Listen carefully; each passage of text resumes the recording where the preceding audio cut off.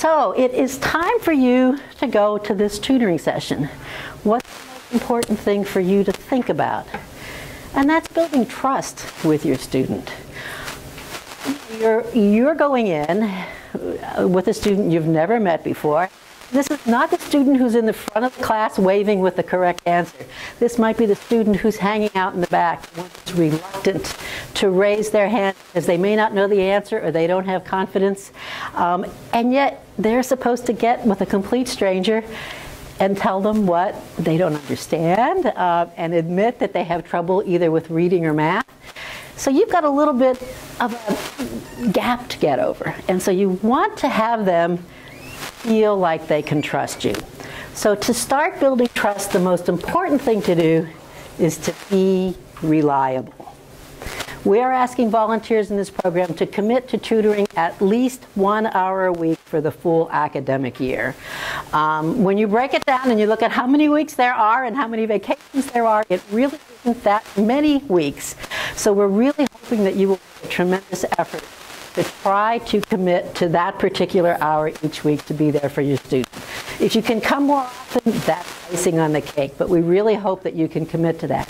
Because if they see you coming in week after week and they know that they can count on you to be there and to help them to get ready for that really hard test that's coming up next week, you know, they're going to start to have a trusted relationship in you. And once you've got that going, you're really going to fly. So we want you to be reliable, and we want you to be sincere. Now, our kids have really sharp antennas, so they might know that if you are just doing this for a study assignment, or you feel like maybe you want to go in this career, but you're not sure.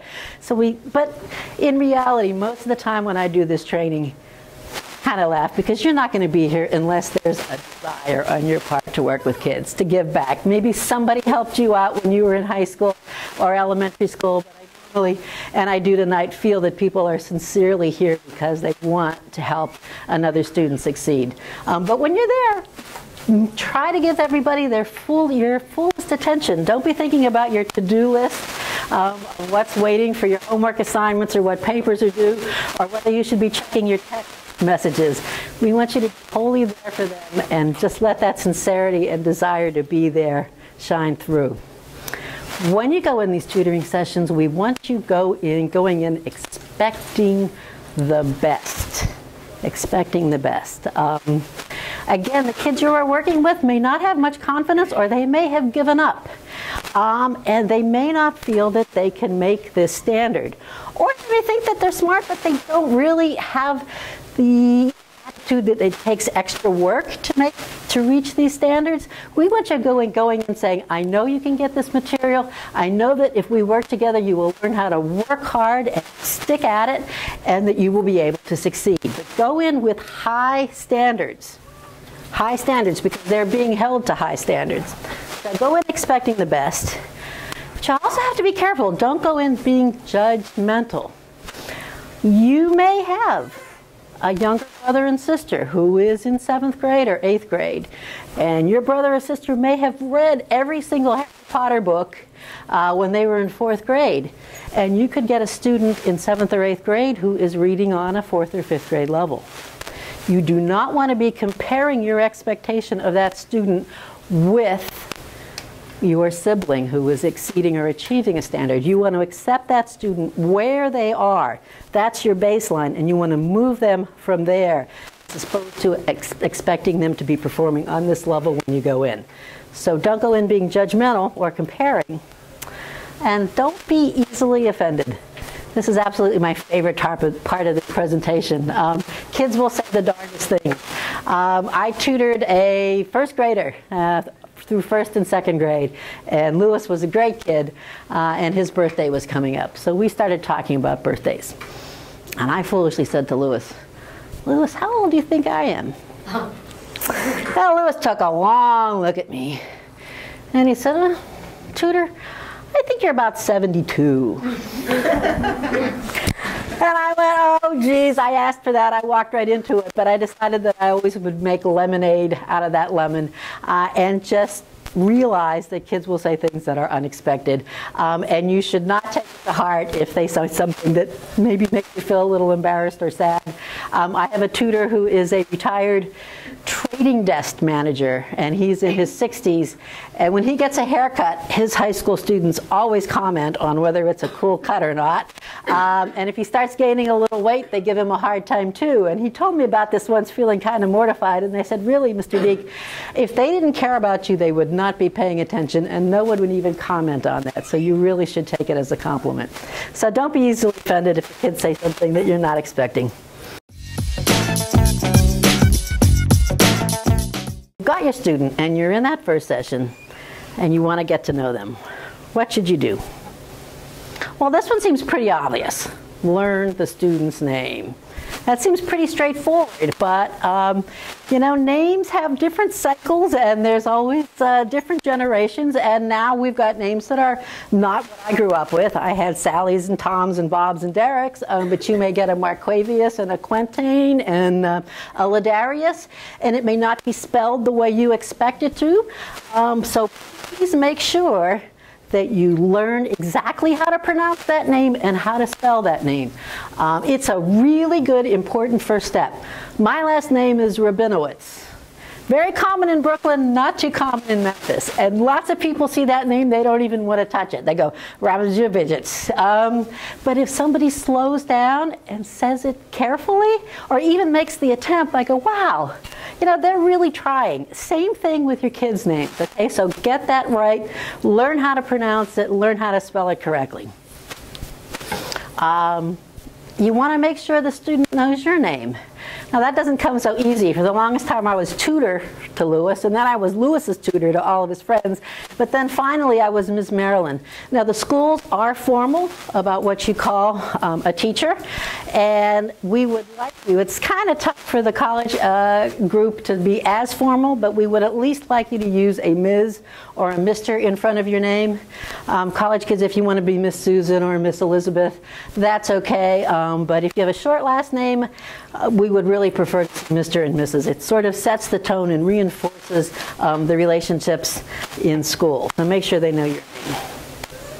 Go over the student orientation checklist. Oh golly, I forgot to do this again. In your folder, and some of you I see have picked up on it, my PowerPoint presentation is there so you can follow along and you can jot down anything that I may say that's particularly profound. But also behind it is a blue sheet. It says our children, our future. That's just a basic checklist of why you are there, which if you're feeling a little nervous before you go in, you can just remind yourself. Barbara's program worked with 30 students at 30 different schools at one point. So sometimes some of those programs were stronger than others, and a kid might be pulled into tutoring session and have no idea why they are there. That does not happen in the particular schools we are working with tonight, but you want to tell your student that you're there because the school has thought that you two will be a great team together, and that together you're going to have fun working on math or language arts, that you're going to show up at least once a week, and that you are going to be there to be a team to work on these skills and have fun together as well. So you might want to just review that right before you go. When you're in that first tutoring session, you want to talk a little bit. You want to get to know your student. And in some of the manuals, there are some icebreakers and some exercises you can do that first tutoring session to break the ice. But you want to get to know a little bit about your student. You certainly want to know their name. You want to get a sense of whether they've got a whole lot of brothers and sisters, if they have a dog, a cat, who their favorite team is. Because that stuff is really important to establish some of that trust. So if you go and you find out that your student is a huge Pittsburgh Steelers fan, and the Steelers play on Sunday, and you go in on Monday and the Steelers won, you can go in and say, hey, look, your team won, that was such a great game. And they're going to think, wow, they were really listening to me when they were here the last time. The other reason you want to find out a little more, particularly if you're a language arts tutor, is that you want to know the subject that will grab them, that will get them interested. because that's a way to open the door to enjoying reading for kids that don't like to read. We had a student at Memphis Academy of Health Sciences, hated to read, but loved bugs. And I had a really bright tutor who found that out. Go to the library and bring in all these bug books, and that kid went through about 47 bug books in the course of that year and became an avid reader because she had made the connection with what excited him and found books that challenged him and excited him. I had another tutor who had a girl that loved football, and she was tutoring her in reading and math, not football and basketball. And she brought in this huge book of football stats. Guys in the audience know that sometimes they compile all the stats on each team and each player. Well, she worked from that to teach some math from the statistics that were in there, and to also use the profiles of the players to get the student engaged in reading. So when you're meeting your student, try to get a sense of what their interests are.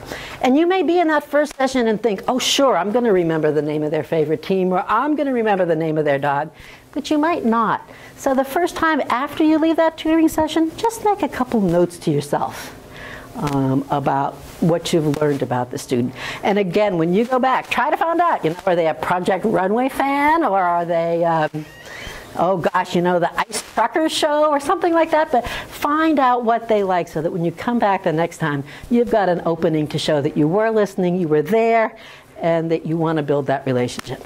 So you want to talk about interests, but you don't want to get too personal too. You don't want to be asking all sorts of details about intimate family life.